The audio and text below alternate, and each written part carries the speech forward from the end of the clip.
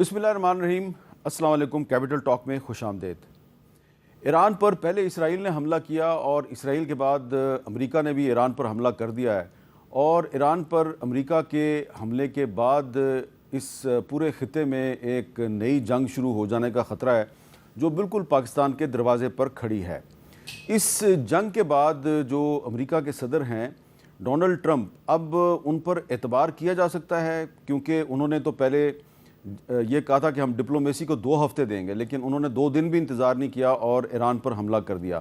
اور اس ساری صورتحال میں اب یونائٹڈ نیشنز یعنی کہ اقوام متحدہ کا کیا مستقبل ہے، کیونکہ اقوام متحدہ کے سیکرٹری جنرل نے بھی ایران پر امریکہ کے حملے کی مذمت کی ہے۔ آج پاکستان کی نیشنل سیکیورٹی کمیٹی کا اجلاس ہوا ہے، اس میں بھی ایران پر امریکہ کے حملے کی شدید الفاظ میں مذمت کی گئی ہے۔ تو پاکستان جو ہے وہ اب کس دوراہے پر کھڑا ہے، اس پہ گفتگو کے لیے ہمارے ساتھ موجود ایسی شخصیات جو کہ پاکستان کی اقوام متحدہ میں نمائندگی کر چکی ہیں۔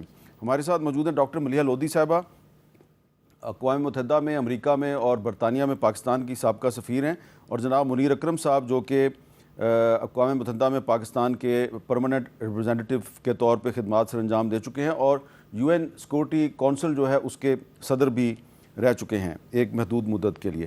تو سب سے پہلے میں گفتگو کا آغاز کروں گا ڈاکٹر ملیحہ لودھی صاحبہ، جو نیشنل سیکورٹی کمیٹی کی میٹنگ کے بعد جو پریس ریلیز جاری ہوئی ہے، اس میں وہی ایک روایتی باتیں ہیں کہ ہم اس کی مذمت کرتے ہیں حملے کی، اور UN چارٹر کے تحت ایران کے پاس سیلف ڈیفنس کا حق ہے۔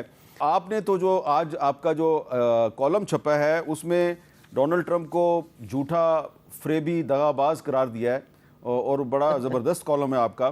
تو یہ جو نیشنل سیکورٹی کمیٹی کی جو میٹنگ ہوئی ہے اس کے بعد جو پریس ریلیز جاری ہوئی ہے، اس پریس ریلیز پہ آپ کیا تبصرہ کریں گی؟ حامد، اس پریس ریلیز میں پاکستان کا جو اصولی موقف ہے وہ بیان کیا ہے، اس کو ری ایٹریٹ کیا ہے، اور اس میں ظاہر ہے یہی کہا ہے کہ اسرائیل نے جو حملے کیے ہیں ایران پہ وہ بالکل خلاف ورزی ہے انٹرنیشنل لاء کی وغیرہ وغیرہ، لیکن ایک لفظ اس میں نہیں ہے، اور وہ لفظ ہے امریکہ۔ یہاں اس پریس ریلیز میں کہیں نہ مذمت کی گئی ہے امریکہ نے جو حملہ کیا ہے ایران پہ، اور نہ ہی امریکہ کا نام بھی لیا ہے۔ US is missing from this statement, حالانکہ اس سے پہلے پاکستان مذمت کر چکا ہے، کنڈیم کر چکا ہے اٹیک، بلکہ یہ تو لگتا ہے کہ ہم اور جو ملک ہیں ان کی طرح جا رہے ہیں، جس طرح OIC کا بھی ابھی اسٹیٹمنٹ تھا فارن منسٹرز کی میٹنگ کے بعد، وہاں بھی انہوں نے حملے کا ضرور ذکر کیا، مگر یہ نہیں کہا کہ حملہ کیا کس نے ایران پہ اسرائیل کے علاوہ۔ تو مجھے ذرا مایوسی ہوتی ہے کہ اتنا ڈر کیوں ہے بھائی؟ کیا ہے یہ خوف امریکہ کا؟ کیا ڈرتے ہیں ہم اس سے کہ ہم اس کا نام ہی نہیں لے سکتے؟ اگر ہم ایک اصولی موقف اختیار کرتے ہیں تو اس پہ قائم رہنا چاہیے، پھر اس کو آئے بائے شائے نہیں کرنا چاہیے۔ اچھا منیر اکرم صاحب، بہت شکریہ، آپ نے ہمیں ٹائم دیا۔ منیر اکرم صاحب، آپ کا کیا خیال ہے کہ یہ جو امریکہ بھی اس جنگ میں کود گیا ہے، تو اس امریکہ کے جنگ میں کودنے کے بعد جو ڈونلڈ ٹرمپ ہیں، اب ان پر کوئی اعتبار کیا جا سکتا ہے؟ کیونکہ وہ پہلے کہتے تھے کہ میں تو جنگیں ختم کرنے کے لیے آیا ہوں، اب وہ خود ایک جنگ میں فریق بن گئے ہیں۔ تو کیا ڈونلڈ ٹرمپ جو ہیں وہ پاکستان کے لیے اور دنیا کے لیے ریلائبل پرسن ہے؟ دیکھیں حامد صاحب، جو انٹرنیشنل ریلیشنز میں اور جو ریلیشن شپ حکومتوں کے اور اسٹیٹس کی جو انٹرنیشنل ریلیشنز ہوتی ہیں، اس میں کوئی کسی دوسرے سے اعتبار پورا نہیں کرتا۔ وہ صرف یہ دیکھتے ہیں کہ جی ہماری نیشنل انٹرسٹ کہاں رہتی ہے اور ہم اپنی نیشنل انٹرسٹ کس طرح سے بڑھا سکیں۔ تو پاکستان کا موضوع صحیح ہے یا غلط ہے، میرے خیال میں جو سوچ ہے وہ یہی ہے کہ اب پریزیڈنٹ ٹرمپ صاحب نے بہت ہمیں دلاسے دیے ہیں، پرومسز کیے ہیں کہ ہندوستان پاکستان کی جو مسئلے ہیں ان کو حل وہ کروائیں گے وغیرہ وغیرہ۔ تو ہم نے وہ چیز بھی اپنے آپ پہ نظر رکھنی ہے۔ جو سب میں بڑا سوال ہے، جو اہم سوال ہے، وہ یہ ہے کہ اس وقت ابھی ایرانی حکومت کیا کرے گی، اس کا کیا جواب ہوگا، اور اس کے تحت پھر پوری جو کھیل ہے یہ انفولڈ ہوگی ان کے جواب پہ۔ اب ان کے کیا جواب ہو سکتے ہیں؟ اس میں بہت ساری ان کے پاس آپشنس ہیں. یا تو مذاکرات کر لیں اور نیوکلیر ڈیل کروا لیں، ان کی کمزوری ہے تو نیوکلیر ڈیل کر لیں. دوسری یہ ہے کہ وہ NPT کو چھوڑ جائیں اور ڈکلیئر کریں کہ ہم نیوکلیر ویپن اسٹیٹ بن جائیں گے. ان کے پاس وہ جو بھی مسالہ ہے، جو مٹیریل، نیوکلیر مٹیریل، وہ حافظ ہے ابھی تک. اور ان کے پاس یہ آپشن بھی ہے کہ NPT کو چھوڑ کر اور نیوکلیر ویپن اسٹیٹ ڈکلیئر کر لیں اپنے آپ کو. تیسرا یہ ہے کہ وہ رسپونڈ کریں، جس طرح سے انہوں نے دھمکی دی ہے کہ ہم یوزز بیسز کو مار سکتے ہیں، ہم اسٹریٹ آف ہارمز کو بند کر سکتے ہیں. اور سب میں آخری یہ ہے کہ وہ جنگ جاری رہے. اور کیونکہ رجیم چینج نہیں ہو سکتا ہے کہ جب تک کہ کوئی لینڈ انویژن ہوگی، اور ایران کی لینڈ انویژن کرنا کوئی مذاق نہیں ہوگا. اس سے وہ ہچکائیں گے، نہ اسرائیل کرے گا نہ امریکہ کرے گا. تو یہ ہم نے دیکھنا ہے کہ یہ کس طرف جنگ جاتی ہے اور ہماری انٹرسٹ کہاں ہے اس میں، اور کس طرح سے ہم اپنے آپ کو حافظ رکھ سکتے ہیں. کیونکہ ہماری پورے خطے میں ابھی اگر جنگ پھیل جاتی ہے تو پاکستان کے لیے بہت خوفناک امکان ہو سکتے ہیں. اچھا ملیحہ لودھی صاحبہ، یہ جو جنگ ہے اس کے بارے میں آپ نے اپنے کالم کے آخر میں جو لائن لکھی ہے وہ بڑی انٹرسٹنگ ہے کہ this would mark an epic failure for both the US and Israel. تو آپ کو یہ لگ رہا ہے کہ اسرائیل اور امریکہ دونوں یہ جنگ ہار جائیں گے؟ دیکھیں، جنگ کا تو ابھی قبل از وقت ہوگا کہنا کہ یہ کس طرح سے پروسیڈ کرے گی، پھیلے گی نہیں پھیلے گی، طویل ہوگی نہیں ہوگی. لیکن ایک چیز جس کا میں نے ذکر کیا ہے، اور اس حوالے سے میں نے کہا ہے کہ ایپک فیلئر ہوگا امریکہ کا اور اسرائیل کا، وہ یہ ہے کہ ایران نے تو دیکھیں کیا سبق حاصل کیا ہے.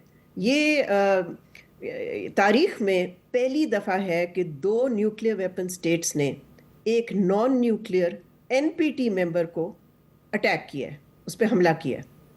تو کیا سبق لے گا ایران اس سے؟ اس سے سبق تو یہی لے گا نا کہ ہمیں تو نیوکلیر ویپن سٹیٹ ہونا چاہیے. اور اگر یہ صحیح ہے، یہ رپورٹس تو آ رہی ہیں کافی مغربی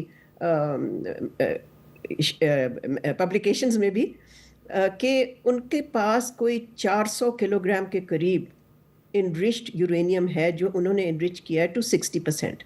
جی 60% سے 90% پہنچنا جو ویپن گریڈ ہوتا ہے مشکل کام نہیں ہے. تو کسی کو نہیں معلوم اس وقت کہ وہ 400 کلو گرام کدھر ہے. اور لگتا یہ ہے کہ ایران کے پاس وقت تھا اس کو کہیں اور لے جانے کا. جہاں پر بمباری کی امریکہ نے، وہاں پر تو وہ نہیں رکھا ہوگا اس نے. تو اگر اس نے وہاں سے ہٹایا ہے اور اس کے پاس محفوظ ہے، تو دیکھیں پھر وہ ان کے پاس ایک آپشن رہتا ہے. اب یہ میں نہیں کہہ رہی کہ کل یہ آپشن ایکسرسائز کریں گے، ظاہر ہے اس وقت میرا خیال ہے ان کا سب سے بڑی پرائیورٹی ہوگی کہ وہ ایسی چیز نہ کریں جس سے کہ فردر US اٹیکس ہوں ان پہ. تو میں سمجھتی ہوں کہ ان کا رسپانس اس کے مطابق ہی ہوگا، because they would not want to invite more US bombing of Iran. تو اس حوالے سے میں کہوں گی کہ ڈاکٹر صاحب آپ کو پاکستان کے ایٹمی پروگرام کے لیے کوئی خطرہ نظر آتا ہے؟ جی بالکل بھی نہیں. میں سمجھتی ہوں کہ ہمارا سیکیورٹی گارنٹی ہے، وہ گارنٹر ہے. اور شکر ہے کہ ہم نے جس قسم کی اسٹرگل کی، سینکشنز کو فیس کیا، ہم نے امباگوز کو فیس کیا، ویسٹ نے ہر کوشش کی، امریکہ نے ہر کوشش کی، ہر قسم کا دباؤ ڈالا ہمارے ملک پہ، لیکن کسی حکومت نے کیپیچولیٹ نہیں کیا، سرنڈر نہیں کیا. اور یہ بڑی میرا خیال ہے ہمارے لیے it's a moment of it's a matter of pride for us, فخر کی بات ہے ہمارے لیے. تو میں نہیں سمجھتی کہ as a nuclear weapon state ہمیں اس طرح کا کوئی خدشہ ہونا چاہیے، بلکہ ہمیں کانفیڈنس ہونی چاہیے. بات یہ ہے کہ ہمیں کس چیز نے بچایا تھا from a wider war? Trump نے تو نہیں بچایا تھا. بالکل ٹھیک ہمیں ہے. تو اپنی نیوکلیر ڈیٹرنس نے بچایا تھا. اچھا یہ اگر ہم بھول جاتے ہیں اس کا مطلب کہ ہمیں اعتماد ہی نہیں ہے اپنے نیوکلیر ڈیٹرنس پہ. اچھا منیر اکرم صاحب، میں چاہوں گا آپ کو آج بلاول بھٹو زرداری صاحب نے جو پاکستان کی نیشنل اسمبلی میں جو سپیچ کیا، اس کا ایک چھوٹا سا کلپ میں آپ کو سنوانا چاہ رہا ہوں، آپ کو بھی اور ڈاکٹر صاحبہ کو بھی. ذرا سنیے. We strongly and vociferously condemn the US strikes, and I call on the government to mobilize their foreign minister, who should try and create a group of like-minded foreign ministers who not only oppose this conflict, but who are at risk, severe risk to themselves, their people, This time, first they came for the Palestinians, but the world did not speak out because they weren't Palestinian. Then they came for the Lebanese, but we did not speak out because we were not Lebanese. And then they came for the Yemenis, but we did not speak out because we're not from Yemen. And now they have come for Iran. If we do not speak out, Mr. Speaker, there will be no one left when they come for us. Munir اکرم صاحب، بلاول صاحب کہہ رہے ہیں کہ جب خدا نہ خواستہ پاکستان کی طرف بھی دشمن جو ہے وہ اپنی توپوں کا رخ کرے گا، تو اگر ہم نے آج ایران کے لیے بات نہ کی تو پھر کل کو ہمارے لیے بھی کوئی بات نہیں کرے گا. اور وہ ابھی حال ہی میں یورپ کا اور امریکہ کا دورہ کر کے واپس آئے ہیں. تو کیا آپ ان کی اس رائے سے اتفاق کرتے ہیں کہ ہمیں ایران کے لیے بھرپور انداز میں آواز اٹھانی چاہیے، ورنہ کل کو جب ہم پر حملہ ہوگا تو ہمارے لیے بھی کوئی آواز نہیں اٹھائے گا؟ جی ضرور ہم نے آواز اٹھانی ہے، اور ہم نے آواز اٹھائی ہے. اگر آپ دیکھیں ریکارڈ جو ہے فلسطین جو غازہ میں ہو رہا ہے، اس میں سب میں وسیفرس جیسے بلاول صاحب نے کہا ہے آواز پاکستان کی تھی. اور ہم ضرور اس وقت بھی سلامتی کونسل میں جو قرارداد پیش کی وہ چائنا، رشیا اور پاکستان نے پرپوز کیا ہے. Immediate ceasefire, unconditional ceasefire, Middle East, پورے مڈل ایسٹ کے خطے میں سیز فائر ہونے کا ہم نے پرپوزل دیا ہے. تو یہ ہم ضرور ایران کی پوری حمایت کریں، پر اس کے آگے ہم نے اپنی آپ کی بھی حفاظت دیکھنی ہے.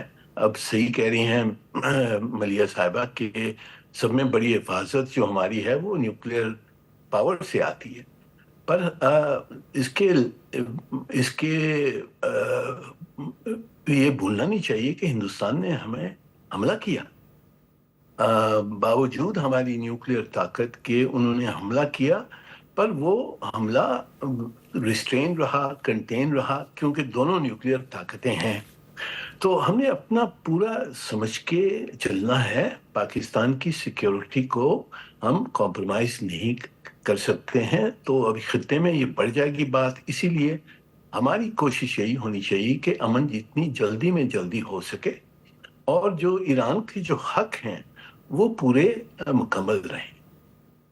اچھا ڈاکٹر ملیہ لودھی صاحبہ، ایک اسرائیل کا بڑا مشہور اخبار ہے ہارٹس، اس کی جو ایڈیٹوریل ہے اس میں یہ شکوہ کیا گیا ہے کہ ایک طرف تو نیتن یاہو جو ہیں وہ ایران کے خلاف لڑ رہے ہیں، لیکن دوسری طرف وہ اسرائیل میں جمہوریت کے خلاف انہوں نے جنگ شروع کر دی ہے، اور رائٹ ٹو پروٹیسٹ اور فریڈم آف ایکسپریشن سارے حقوق انہوں نے چھین لیے ہیں. اور انہوں نے لکھا ہے کہ جب حیفا میں ایک مظاہرے میں شامل خاتون نے نو ٹو وار، اسٹاپ دا وار کا اس نے بینر اٹھایا ہوا تھا، تو اس کو گرفتار کر لیا گیا اور کہا گیا کہ یہ غیر قانونی ہے.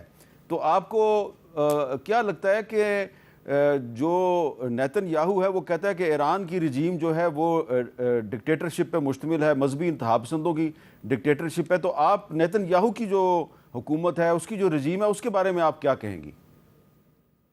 دیکھیں، میں نے بھی یہ اداریہ پڑھا اور واقعی اس میں کافی حقیقت بیان کی گئی ہے. اور میں سمجھتی ہوں کہ بہت لوگوں کا کہنا یہ ہے، اسرائیل کے اندر بھی اور اسرائیل کے باہر بھی، کہ نیتن یاہو کے نظر میں جنگ جاری رکھنا اس کے سیاسی مفاد میں ہے.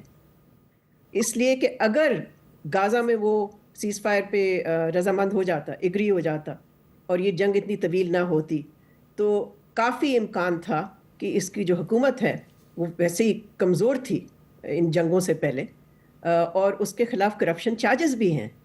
تو یہی بہت سے لوگوں کا کہنا تھا، تجزیہ نگاروں کا، کہ اس نے جنگوں کو جاری اسی لیے بھی رکھا ہے بیکاز اس کا اپنا پولیٹیکل فیوچر جو ہے وہ ڈپینڈ کرتا ہے ٹو کنٹینیو وارز اگینسٹ. دیکھیں، اسرائیل نے 5 ملکوں کے خلاف جنگ مسلط کی ہے، 5، اگر آپ پیلسٹینین آکیوپائڈ پیلسٹینین ٹیریٹری کو شامل کریں.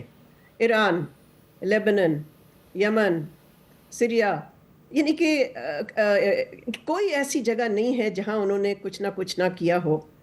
دے ہیو بین ایٹ، میں تو اس کو کہتی ہوں فار ایور وارز جو ہیں، پرماننٹ وارز.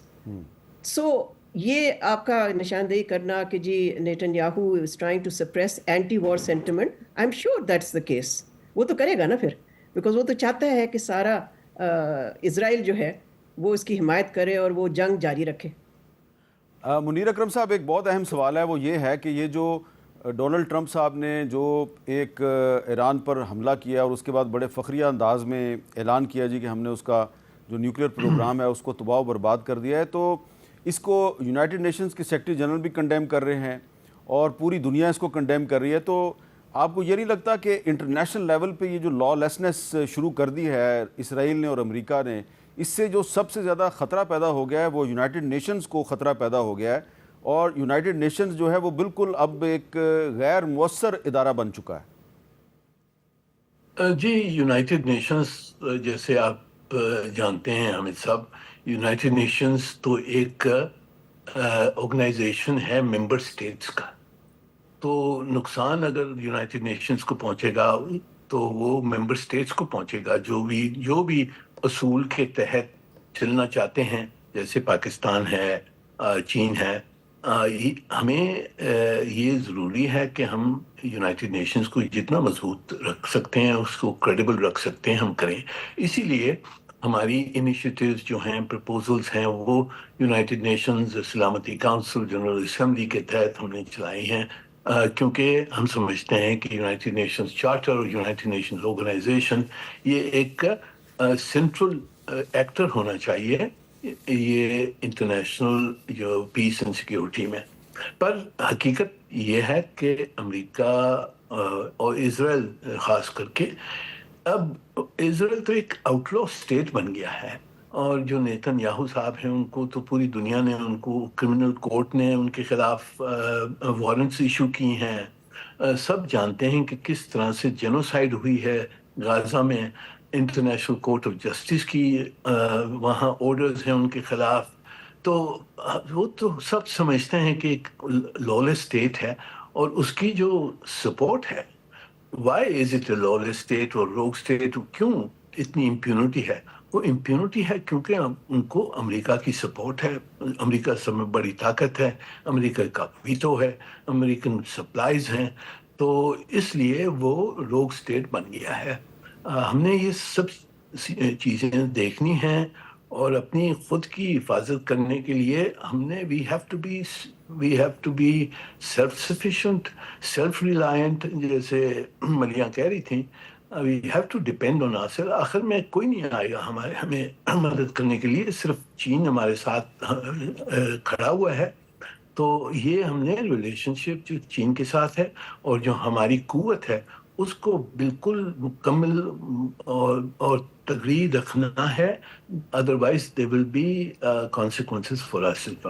بہت شکریہ منیر اکرم صاحب، بہت شکریہ ڈاکٹر ملیحہ لودھی صاحبہ. اور میں نے ایک بریک لیکن بریک پہ جانے سے پہلے میں آپ کو ایک کلپ دکھانا چاہتا ہوں، اور آپ کو یہ میں بتانا چاہتا ہوں کہ بہت سے جو بھارت کے انتہا پسند ہندو ہیں وہ ایران پر اسرائیل کے حملے کے بعد سے بے تاب ہیں کہ جو اسرائیلی فوج ہے وہ ان کو بھرتی کرے اور ان کو ایران کے خلاف بھی استعمال کرے، اور جس مسلمان ملک پر اسرائیل نے حملہ کرنا ہے آنے والے وقت میں اس کے خلاف ان کو استعمال کرتے، کیونکہ ان کو مسلمانوں کے ساتھ لڑنے کا بہت شوق ہے.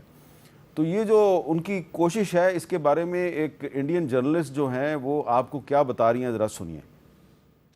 Quite tragic, which is because of the merging of the Zionist and the Hindutva ideology, large numbers of right-wing young people, in fact, have been made to fall prey to a right-wing ideology where they're saying, we'll go fight for the IDF, and queuing up outside the Israeli embassy in Delhi and saying, we'll kill Muslims, because that's really the ideology that the government has proposed. But of course, the response from both actually everyday common Israelis has been brutal and racist, where on social media, as soon as they heard about this, they've gone, we don't actually want dirty Indians to be coming here, tagging the IDF and saying, don't let them into our army is pure, noble, pure blood. تو جب یہ انتہا پسند ہندو جو ہیں انہوں نے offer کیا کہ ہمیں آپ اسرائیلی فوج میں بھرتی کریں، ہم آپ کے ساتھ مل کے مسلمانوں کے خلاف جنگ کریں گے، تو ان کو جواب یہ دیا گیا کہ یہ ایک پیور یہودی فوج ہے، صہیونی فوج ہے، اس میں آپ جیسے گندے لوگوں کی کوئی گنجائش نہیں ہے، آپ اپنی جو پیشکش ہے اپنے پاس ہی رکھیں. اب ہم وقفہ لیتے ہیں، وقفے کے بعد ہم وزیر اعظم کے مشیر برائے سیاسی امور رانا ثناء اللہ صاحب سے بات کریں گے اور ان سے پوچھیں گے کہ آج نیشنل سیکیورٹی کمیٹی کے اجلاس میں کیا ہوا.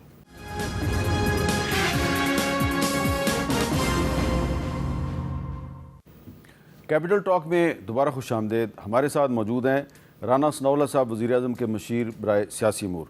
رانا صاحب، آج قومی سلامتی کمیٹی کا اجلاس ہوا، آپ بھی اس کمیٹی کے اجلاس میں موجود تھے.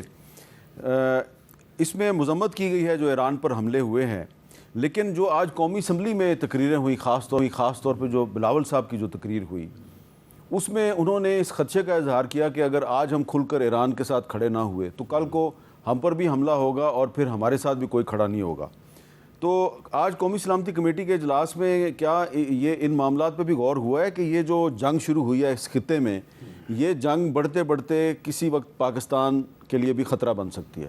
دیکھیں، اس میں ایک چیز میں پہلے واضح کر دوں کہ یہ جو بات کی جا رہی ہے مختلف سائٹ سے کہ جی ہمارے ساتھ کوئی کھڑا نہیں ہوگا اور ہمارا جو ہے وہ نمبر لگ جائے گا. دیکھیں، پاکستان ایک ڈکلیئرڈ نیوکلیر اسٹیٹ ہے اور پاکستان کے پاس میزائل کیپیبلٹی ہے. یعنی پاکستان اس جگہ پہ تو نہیں کھڑا جس جگہ پہ ایران ہے یا کوئی دوسرے ممالک جو اس بارے میں اپنی تگودو یا کوشش کر رہے ہیں یا نہیں کر رہے. تو اس لیے ہمارا نمبر لگانے سے پہلے جس نے ہمارا نمبر لگانا ہوگا اسے اپنا نمبر بھی ساتھ ہی لگانا ہوگا. اچھا. ہاں، تو اس لیے جذبہ شہادت جو ہے وہ اللہ تعالیٰ برقرار رکھے، جو کہ ہماری جو ہے وہ افواج پاکستان میں بھی ہے، قوم میں بھی ہے. تو اس لیے یہ کوئی ایسی بات نہیں ہے کہ خواہ اپنے آپ کو انڈر ویلیو کرنے کی کہ جی ہماری باری آ جائے گی، ہمارا نمبر لگ جائے گا. اب اس سے آگے جو بات ہے کہ دیکھیں، ہمیں ایک ایران کے ساتھ ہمیں کھڑا ہونا چاہیے. ہم کھڑے ہیں. ایران ہمارا دوست ملک ہے، ہمارا برادر اسلامی ملک ہے، ہمارا ہمسایہ ہے. ایران کے سٹیبل رہنے میں سب سے بڑے بینیفیشری ہم خود ہیں. اگر وہاں پہ خدا نہ خواستہ کوئی عدم استحکام یا افراتفری یا انارکی کی صورتحال پیدا ہوتی ہے تو ہم تو پھر لازمی افیکٹ ہوں گے، کیونکہ ہم ہمسائے ہیں. تو ہمیں ہر طرح سے اس کا ساتھ دینا، اس کے ساتھ کھڑے ہونا جو ہے وہ ہمارا فرض بھی ہے اور ہم کھڑے بھی ہیں. لیکن ہمیں ایک وائز اور ان کے خیر خواہ ہونے کے طور پہ جو ہے وہ کھڑا ہونا چاہیے. ہمیں اپنی وہ پوزیشن کو برقرار رکھنا چاہیے کہ ہم اس میں کوئی اپنا کردار ادا کر سکیں. ہمیں خواہ الفاظی میں پڑھنے کی کہ جی ان الفاظ میں مذمت کریں، ایسے الفاظ میں کریں، یہ کہہ دیں، وہ کہہ دیں، یہ نہیں کہا، وہ نہیں کہا. اس کی بجائے ہمیں اس معاملے میں جو ایسکلیشن ہو چکی ہے اس کو ڈی ایسکلیٹ کرنے اور اس معاملے میں جو ہے وہ سفارتی اور اخلاقی طور پہ انگیج ہوتے ہوئے یہ جنگ بندی کروانی چاہیے، سیز فائر کروانا چاہیے. اسی میں جو ہے وہ اس ریجن کی بہتری ہے، اسی میں ایران کی بہتری. اچھا رانا ثناء اللہ صاحب، یہ بات تو بہت اچھی کی ہے آپ نے اور اس سے کوئی اختلاف نہیں کرے گا کہ پاکستان کو سیز فائر کے لیے کوئی کردار ادا کرنا چاہیے. تو اسی لیے تو پاکستان جو ہے اس نے ڈونلڈ ٹرمپ صاحب کو ان کو گزارش کی تھی کہ آپ فوری طور پہ ایران پر حملہ نہ کریں. اور جو پاکستان نے ڈونلڈ ٹرمپ کو نوبل پیس پرائز کے لیے نامزد کیا، اس کا بھی مقصد یہی نظر آ رہا تھا کہ ہم ان کو ایک امن کا سفیر بنا کر چاہتے ہیں کہ وہ جنگ کی طرف نہ جائیں. اب یہ 21 جون کو گورنمنٹ آف پاکستان نے یہ بیان جاری کیا کہ جی ہم نے ڈونلڈ ٹرمپ کو امن کے نوبل انعام کے لیے ہم نے اس کو نامینیٹ کر دیا. اس نے بھی نہیں لگائے، ایران پر حملہ کر دیا اور اگلے دن 22 جون کو پاکستان کی حکومت مذمت کر رہی تھی امریکہ کے حملے کی. تو کیا پاکستان اس پوزیشن میں ہے کہ ٹرمپ پر اعتبار کرے جس نے پہلے بھی آپ کو دھوکہ دیا؟ نہیں، دیکھیں، اس میں اعتبار کی یا دھوکے کی بات نہیں ہوتی. ہر قوم، ہر ملک جو ہے وہ اپنے مفاد میں جو ہے وہ ایکٹ کرتا ہے اور ملکی مفاد کے اوپر کوئی بھی کمپرومائز نہیں کرتا. کبھی پاکستان بھی انشاءاللہ تعالیٰ نہیں کرے گا. معاملہ یہ ہے کہ جو ایکٹ پاکستان اور ہندوستان کے معاملے میں ڈونلڈ ٹرمپ صاحب نے کیا یا ادا کیا، وہ ایکٹ انڈیپینڈنٹلی اپنے طور پہ ایک اچھا عمل ہے. دیکھیں جب انڈیا نے وہ نام کیا تھا ان کے میزائل کا، ہرموس میزائل، جب انہوں نے وہ فائر کیا اور جو آ کے یہاں پہ نور خان ایئر بیس کے اوپر آگے لگا، تو پاکستان کی قیادت کے پاس صرف 30 یا 45 سیکنڈ تھے. یہ یعنی ایکنالج یا اس کو انالائز کرنے میں کہ یہ جو ہرموس میزائل آ رہا ہے اس کے ساتھ کوئی یعنی جو ہے وہ ایٹمی مواد تو نہیں ہے، اور ان 30 سیکنڈ میں یہ فیصلہ کرنا کہ نہیں ہے اور یہ فیصلہ کرنا کہ ہے، یہ آپ دیکھ لیں کہ یہ کتنا جو ہے وہ خطرناک بات تھی.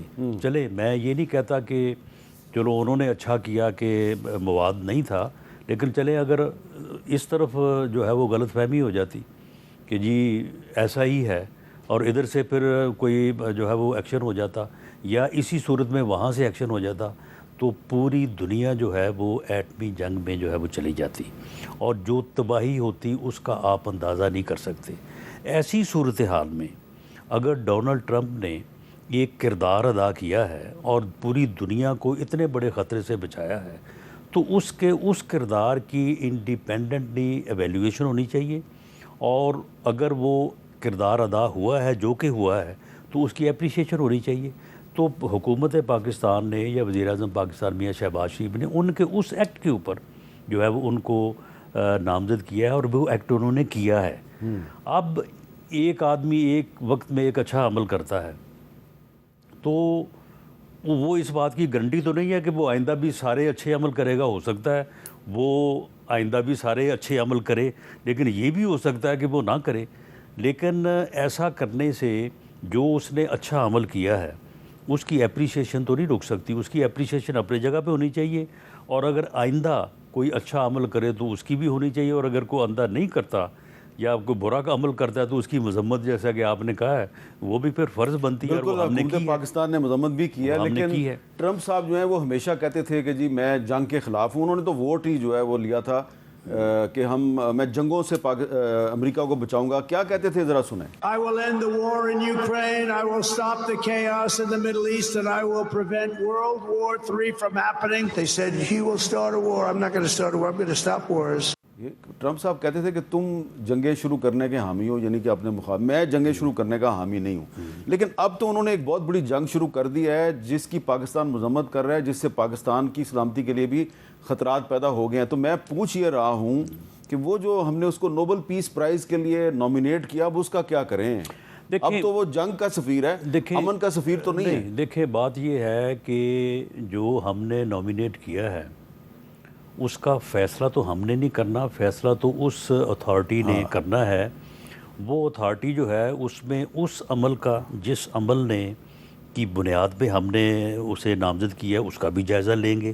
وہ اس بعد میں یہ جو عمل ہوا ہے 22 جون کو، اس کا بھی جائزہ لیں گے.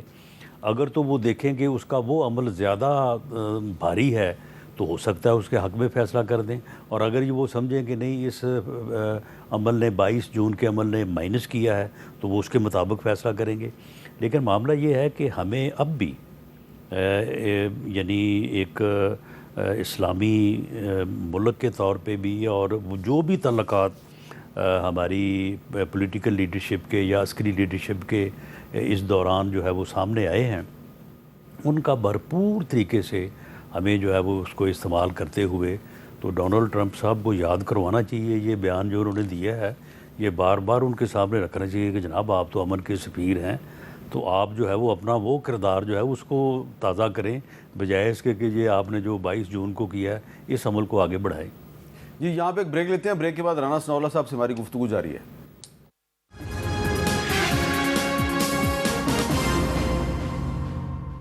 کیپٹل ٹاک میں دوبارہ خوش آمدید. رانا ثناءاللہ صاحب، کیونکہ آپ قانون کے طالب علم ہیں، وکیل بھی ہیں آپ، اس لیے میں ایک آپ سے انٹرنیشنل لاء کے حوالے سے سوال کرنے لگا ہوں. یہ جو اسرائیل نے اور امریکہ نے دونوں نے مل کر ایک انٹرنیشنل لاء لیسنس پھیلائی ہے اور UN چارٹر کی بھی خلاف ورزی کر دی ہے اور انٹرنیشنل لاء کی بھی خلاف ورزی کر دی ہے، آپ کو نہیں لگتا کہ اس کے بعد انڈیا جو ہے اس کو بھی انکریجمنٹ ملے گی، اور اس نے پہلے بھی ویسے انڈس واٹر ٹریٹی کو ختم کر کے تو انٹرنیشنل لاء کی خلاف ورزی کیا ہے، آئندہ سے وہ بھی کوئی اس طرح کا کام کرے گا، کیونکہ اس کو پتہ ہے کہ یونائٹڈ نیشنز تو غیر مؤثر ہو چکی ہے، جو مرضی کرو. تو اس انٹرنیشنل لیول پہ جو لا لیسنس پھیلے گی اسرائیل اور امریکہ کے الائنس کی وجہ سے، اس کا پاکستان کو نقصان نہیں ہوگا؟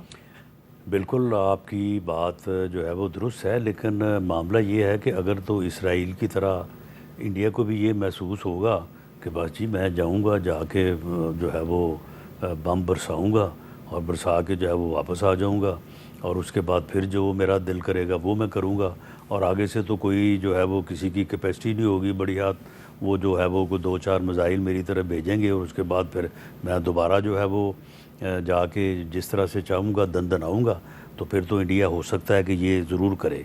لیکن اگر اسے یہ معلوم ہوگا کہ جو میرے ساتھ ہوئی ہے 6 اور 7 مئی کو، اور اس کے بعد ہوئی ہے 10 مئی کی صبح کو، تو آئندہ جو ہے وہ اس سے بڑھ کے ہوگی، تو سوال ہی پیدا نہیں ہوتا. اسے اس قسم کی جتنی مرضی مثالیں سامنے دیکھنے کو ملے، وہ کبھی اس طرف جرت بھی نہیں کرے گا. چلیں، یہ تو آپ نے بات صحیح کیا، کیونکہ یہ جو اسرائیل نے ایران پر حملہ کیا، تو اس حملے میں ہمیں نظر آ رہا ہے کہ ایران کی جو ایئر فورس ہے اس نے کوئی مؤثر کردار ادا نہیں کیا. نہ صرف ایئر فورس نے مؤثر کردار ادا نہیں ہو سکا، بلکہ وہ جو ان کے جہاز وہاں پہ آئے ہیں یہ سارا بم برسانے کے لیے، تو وہاں پہ کوئی جو ایک سسٹم ہوتا ہے یا جو کہ ہونا چاہیے، کہ ایسا تو نہیں ہے کہ جی 70 جہاز آئے ہیں، اس کے بعد 115 جہاز آئے ہیں، اور اس کے بعد وہ سارے جو ہیں واپس چلے گئے ہیں. نو ڈاؤٹ کہ ایران نے جو اسرائیل کی فوجی قوت کا جو بھرم ہے وہ توڑ دیا ہے، لیکن ان کی جو فضائی طاقت ہے وہ ابھی تک نظر نہیں آئی. ہو سکتا ہے یہ بھی کوئی ٹیکٹک ہو، انہوں نے کہیں. بھرل جی ہم تو ہر طرح سے یہ چاہتے ہیں کہ ایران جو ہے وہ اپنی پوزیشن کو جو ہے وہ ہر طرح سے برقرار رکھے. ہمارا وہ برادر اسلامی ملک ہے، ہم تو ہر طرح سے چاہتے ہیں کہ وہ. اب رانا صاحب یہ بتائیں کہ یہ پاکستان کے اندر بھی تو اب ضرورت بڑھ گئی ہے نا کہ ہم سٹیبلٹی پیدا کریں. دشمن جو ہے وہ ڈسٹیبلائز کرنے کی کوشش کر رہا ہے، اور یہ اسرائیل جو ہے یہ مئی کے مہینے میں انڈیا کے ساتھ مل کر ہم پر حملہ آور تھا، ان کے ڈرون جو ہیں وہ ہم پر حملہ آور تھے. تو انٹرنل سٹیبلٹی کے لیے آپ کو لگتا ہے کہ یہ جو پاکستان میں ایک سیاسی پولرائزیشن ہے، اس کا بھی خاتمہ ہونا چاہیے؟ کیسے اس کا خاتمہ ہو سکتا ہے؟ جی بالکل اس کا خاتمہ ہونا چاہیے، اور اس کا خاتمہ جو ہے پولیٹیکل پولرائزیشن کا خاتمے کا ایک ہی طریقہ ہے کہ سیاستدان یا سیاسی جماعتیں یا وہ ٹیبل پہ بیٹھ کے اپنے جو بھی ایشوز ہیں، ہر کسی کو کسی نہ کسی معاملے پہ گلہ ہوتا ہے. اگر ان کو 2024 کا گلہ ہے تو ہمیں بھی ہو سکتا ہے 2018 کا گلہ ان سے زیادہ بڑا ہو، ہمیں 2013 کا بھی گلہ ہو.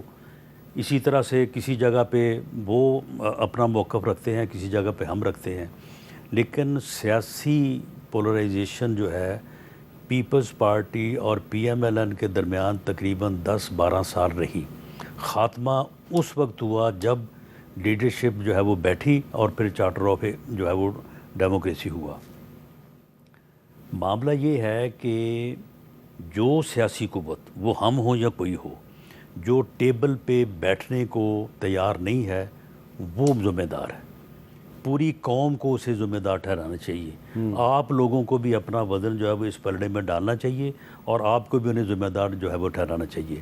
جہاں تک میری لیڈرشپ کا تعلق ہے، میری جماعت کا تعلق ہے، جب ہمارے خلاف مقدمات بن رہے تھے، جب ہماری 40 سیٹیں چھین کے جو ہے وہ گورنمنٹ بنائی گئی تھی عمران خان صاحب کی، ہم اس وقت بھی بیٹھنے کو تیار تھے، اس وقت بھی بیٹھ کے معاملات کو ریزالو کرنے کو تیار تھے. ہم آج بھی ہیں. آج سے 2 ہفتے قبل غالباً یہ 9 یا 10 مئی کی بات ہے، on the floor of the house prime minister نے صرف یہ نہیں کہا کہ میں آپ کے ساتھ ٹیبل پہ بیٹھ کے ایشو ریزالو کرنے کو تیار ہوں، بلکہ انہوں نے کہا کہ آپ میرے پاس نہ آئیں، آپ اسپیکر صاحب کے پاس روز وہاں پہ جاتے ہیں، چائے پیتے ہیں، بیٹھتے ہیں، میں وہاں پہ آ جاتا ہوں، آئیں بیٹھیں بات کریں اور ہر ایشو کے اوپر بات کریں. تو معاملہ یہ ہے کہ اس کے بغیر تو پولیٹیکل پولرائزیشن جو ہے وہ ختم نہیں ہو سکتی. لیکن وہ جو ہے وہ بیٹھنے کو تیار پہلے بھی نہیں تھے، آج بھی نہیں ہے، تو پھر یہ ذمہ داری ساری انہی کے اوپر آتی ہے. تو رانا صاحب اس میں پھر وہ جو عمران خان صاحب نے ایک پہلے تحریک چلانے کا فیصلہ کیا، پھر یہ جو خطے میں صورتحال پیدا ہوئی ہے تو اس کو انہوں نے کچھ دن کے لیے ڈیلے کر دیا ہے. تو فرض کریں یہ جنگ اگر ختم ہو جاتی ہے جلدی، جیسا کہ ہم بھی چاہتے ہیں کہ آپ بھی چاہتے ہیں کہ جنگ جلدی ختم ہو جائے، تو جیسے ہی جنگ ختم ہوگی تو پاکستان کے اندر ایک نئی جنگ شروع ہو جائے گی، پھر وہ کہیں گے ہم سڑکوں پہ آ رہے ہیں، آپ ان کو روکنے کی کوشش کریں گے۔ تو اگر ہم یہ کہیں بھی کہ بھئی تحریک انصاف جو ہے اس کو چاہیے کہ مذاکرات کی ٹیبل پر آئے، تو وہ کہتے ہیں جناب کہ ہمیں کہیں سے انصاف ہی نہیں مل رہا، عدالتیں نہیں، حکومت کے معاملہ یہ کنٹرول میں ہے ہیں۔ کہ جب ٹیبل پہ بیٹھیں گے تو پھر پتہ چلے گا انصاف کا۔ یعنی معاملہ یہ ہے کہ ٹیبل پہ بیٹھ کے تو معاملات نے ریزالو ہونا ہے، کچھ دو اور کچھ لو ہونا ہے، اس میں تو انصاف والی بات ہی کوئی نہیں ہے، نہ انہوں نے فیصلہ کرنا نہ ہم نے فیصلہ کرنا ہے۔ معاملہ یہ ہے کہ وہ اسٹیبلشمنٹ کو چھوڑیں۔ وہ بندہ جو ہے وہ اسٹیبلشمنٹ کے ذریعے اس نے سیاست کی، اسٹیبلشمنٹ کے ذریعے سے وہ برسر اقتدار آیا، اب بھی وہ اسٹیبلشمنٹ سے بات کرنی چاہتا ہے، اسٹیبلشمنٹ کے ذریعے سے دوبارہ برسر اقتدار آ کے تمام سیاسی جماعتوں کا، سیاستدانوں کا خاتمہ کرنا چاہتا ہے۔ اس بات سے وہ پیچھے ہٹے، وہ سیاستدان بنے، سیاسی جماعت بنے، سیاسی جماعتوں کے ساتھ بیٹھے۔ یہ بات آپ اندازے کی بنیاد پہ کہہ رہے ہیں یا آپ کی کوئی معلومات ہیں کہ وہ بندہ اسٹیبلشمنٹ کے ذریعے اقتدار میں آ کے سب سیاسی جماعتوں کا خاتمہ کرنا نہیں تو آگے اس کا جھگڑا اسٹیبلشمنٹ سے کس بات پہ ہوا ہے؟ اسٹیبلشمنٹ کو وہ کہتا تھا کہ میرا ساتھ دو، میں نے ان سب کو ختم کرنا ہے، میں نے ان کو چھوڑنا نہیں ہے۔ تو اس وقت کی اسٹیبلشمنٹ اس حد تک اس کے ساتھ جانے کو تیار نہیں تھی، اس کے اوپر اس کا جھگڑا ہو گیا، اور اس نے پھر کہا نہیں ہے کہ جی مجھے اگر پتہ ہوتا کہ انہوں نے میرے ساتھ احتساب کے عمل میں جو ہے وہ یہ موقف اختیار کرنا ہے تو میں تو یہ کر دیتا، میں تو وہ کر دیتا۔ وہ احتساب کیا تھا؟ احتساب یہ تھا کہ سب کو ہمیں سزائیں دینی تھی، مجھے اس نے جو ہے وہ ہیرون کے کیس میں جو ہے وہ سزائے موت دینی تھی، یعنی یہ اس کا پروگرام تھا کہ لوگوں کو کیپٹل پنشمنٹس دینی ہے۔ تو وہ اپوزیشن اسٹیبلشمنٹ نے ساتھ نہیں دیا، اس کی لڑائی ہو گئی۔ تو رانا صاحب آپ پہ تو الزام جھوٹا ثابت ہو گیا، آج آپ میرے سامنے بیٹھے ہیں، آپ کیبنٹ کا حصہ ہیں، آپ کو نہیں لگتا کہ پاکستان کی سیاست میں یہ اتار چڑھاؤ آتا رہتا ہے اور اچانک کبھی حالات بدلیں گے، وہ پھر باہر ہوگا، اقتدار میں ہوگا، آپ پھر اندر ہوں گے؟ تو پھر بات یہ ہے کہ پھر اب آپ بتائیں نا کہ ہمارے پاس کیا حل ہے؟ ہم تو آج بھی کہتے ہیں کہ آؤ بیٹھو، آؤ بیٹھ کے پولیٹیکل ایشوز کو ریزالو کرو۔ اگر وہ کہتا ہے کہ نہیں میں تو اسی بات پہ ہوں کہ میں نے آپ کو چھوڑنا نہیں ہے، تو پھر جب تک وہ اس بات کے اوپر ہے تو پھر جب تک ہمارا پھر زور چلے گا اس وقت تک تو ہم اسے پھر نہیں آنے دیں گے نا۔ پھر یہ تو بڑی سیدھی سی بات ہے۔ بہت شکریہ رانا ثناء اللہ صاحب نے جو آخر میں بات کی ہے، بڑی قابل غور ہے۔ یہ جو پاکستان کی سیاست میں اتار چڑھاؤ ہے، اس کا عالمی حالات سے بھی بہت گہرا تعلق ہے۔ پاکستان کے سیاستدانوں کو یہ سوچنا چاہیے کہ کب تک وہ اس طرح ایک دوسرے کو جیل بھیجنے کا جو سلسلہ ہے اس کو جاری رکھیں گے۔ اگر آپس میں لڑتے رہے تو جو پاکستان کا بیرونی دشمن ہے وہ آپ سب کو کسی ایسی جگہ پہنچائے گا جہاں سے ہم کبھی واپس نہیں آ سکیں گے۔ اللہ کرے ایسا نہ ہو اور ہمیں سمجھ آ جائے، ہم مذاکرات کی میز پہ بیٹھیں اور بات چیت کے ذریعے اپنے مسائل حل کرنے کی کوشش کریں۔ اجازت دیجیے، اللہ حافظ۔